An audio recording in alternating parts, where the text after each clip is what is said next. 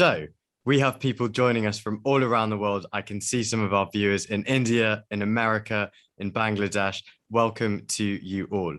Jeff, at a very high level, what's the current state of global trade and how has this affected trade finance? Well, I think, if you think about the current state, you'd be remiss not to start with the fact that we are sort of in hopefully what is the tail end of a global pandemic. And I think, we saw a number of things coming out of that. And I think, first and foremost, you saw a lot of support for trade finance around the world, both from governments and multilateral institutions, et cetera. You really got a sort of a firsthand view of what the physical supply chain means to global commerce and how disruptions will affect that.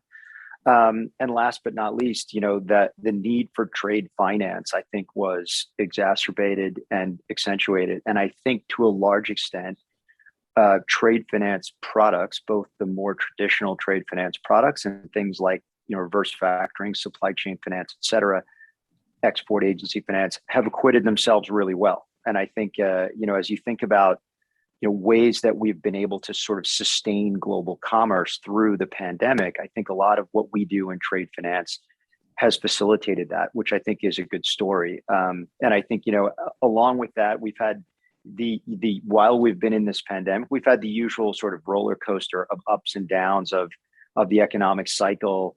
What some would describe as sort of a bit of a global liquidity crisis.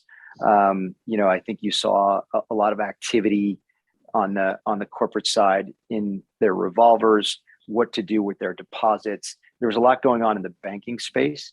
And then, of course, I think most evident probably is the need for mobility and digitization. I think that was really highlighted over the last 18 months or so. I mean, and I know sort of my great co-panelist, Chris Doroschak, would sort of agree, this was a time where we really had to sort of take a good hard look at how paper affects us, how not being digital affects supply chains, and right down to, from a finance perspective, but also from is there enough inventory on shelves perspective, right? And if we thought things like digitization were nice to have, I think we learned over the last 18 months exactly how important that stuff can be when it actually comes to sort of on the ground brick and mortar commerce. So I do think, trade finance has again, I think acquitted itself nicely.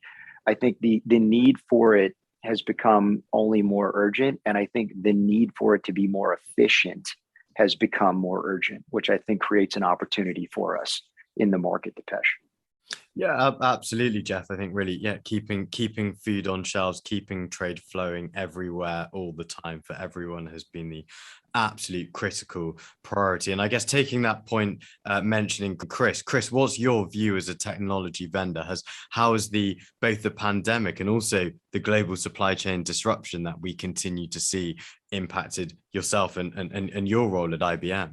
Interesting question. The big piece is to supply confidence in digital supply chain of data, right? And supply confidence in the ISVs or the vendors that provide services to trade finance. So we look forward to providing that confidence in both compliance, security, and ability to execute both vertically in trade finance and horizontally across the whole host of industries. Thanks, Chris. And Madhav, has supply chain disruption, be that the shortages and delays to the transport of goods, or even the wider pieces around nearshoring or reshoring, has that disrupted supply chain finance programs at Bank of America? Actually, interestingly, no, it hasn't. And just to kind of connect back to what Jeff was saying, what we've seen from corporates as they've kind of lived through the pandemic has been, the first piece has been the shutdowns and sort of, and where, for classical trade, which has been, increasingly very paper-based business. So the need for digital data to drive important decision-making becomes that much more sort of prevalent. And that kind of put a light on why we need to digitize sort of that piece of the business, if you will, right? Then you had the second piece, which is, existing programs that were run for many of the suppliers. And the focus has been, how do you strengthen those relationships? And some of the things like Jeff mentioned, keeping more inventory at hand. That means, looking for, increased ways of sort of financing mechanisms that now have mushroomed. And how do you kind of ensure that, the suppliers at the tail end are getting the right kind of financing that they need? And as COVID has sort of kind of evolved over the last 18 months, the other big piece that kind of a light has been kind of, focused on is really the lens of ESG. So making sure that the supply chain financing, at the beginning, you mentioned some of the SMEs and stuff. So is the right financing getting to the right suppliers who truly need it? Because, some of the weakest links in the supply chain network, which broke down, it became quite apparent that, those are the pieces that needed the financing. So I would say, a lot of these things got more transparency. And from a bank perspective, the need for supporting our customers, I think the urgency only increases across, all of these dimensions, if you will, Dipesh. Yeah, thanks, Madhav. And as you can see on the chat, the ESG is something that a lot of people are talking about, and what was once put on the back burner is now very much, the most important issue to deal with. Jeff, question from the audience: supply chains have been put to the test over the last 12 months. What, in your opinion, are some of the biggest lessons to be learnt from this period? I think it's a really good question, and I think, for us, it really is about creating a sort of a digital end-to-end process. And I think that is really critical going forward. I think, historically, the focus has maybe been on, putting the resources towards being able to sort of do payments more quickly, or to be able to facilitate them in more places. I think now we really see the value of having an end-to-end digital process. So I think the lesson learned is, the friction in the process of financing a supply chain slows down the supply chain. And, it lowers economic value. There are greater challenges to capital. All of these things impact the ability to deliver goods and services. And I think the biggest lesson learned coming out of it is, it's for a lot of our clients and for corporates, it's not really about just dollars and cents anymore, i.e., this is going to be an expense. This is going to be something that's going to create a little bit of pain for us, because we're going to have to go through some switching costs, and we're going to have to go from sort of implementing what is today a very manual process, but we can live with it, to a more digital environment. I think it becomes now a little bit more urgent for them, because they recognize that it's a disruption in their supply chain. Not being digital is a disruption in the supply chain. So I think, we've got a little bit of momentum towards not just the banks, the fintechs, the providers like IBM and others who are moving towards that sort of solution, but also the corporates themselves who are saying, it's not good enough just to say, if this is going to save me a dollar or $100 somewhere, then I'll do it. But if it doesn't, I won't. I think now they can really sort of visualize where that disruption and how that friction is impacting them. And I think, again, it's given us a little bit of momentum. But that's what I would say was the biggest lesson learned of the last 18 months. And a lesson, by the way, we're still learning.